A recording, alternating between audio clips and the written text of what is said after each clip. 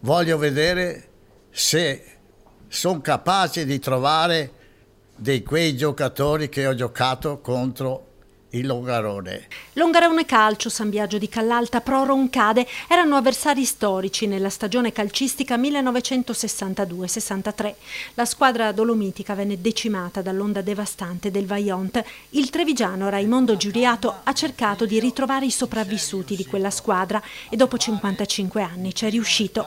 L'anno scorso si è giocata la partita della memoria e quest'anno, in occasione delle celebrazioni per l'anniversario della tragedia, i giocatori di oggi del Longarone torneranno in campo con le maglie di quei giovani calciatori del 1963.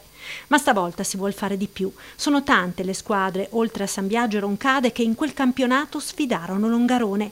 Crocetta, Volpago, Casale, Quarto d'Altino, Silea, Zerotina, Paese, Maserada.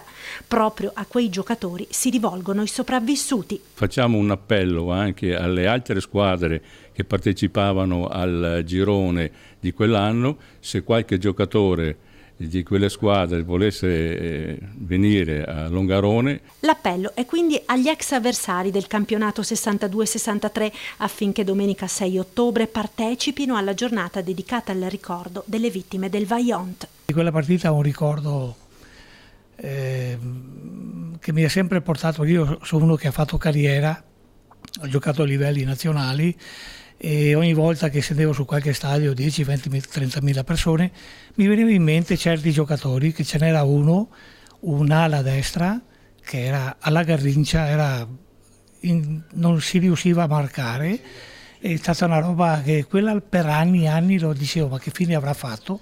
E adesso siamo riusciti, purtroppo quelli sono mancati, però con quelli che sono rimasti abbiamo ricreato un'amicizia e un rapporto veramente forte.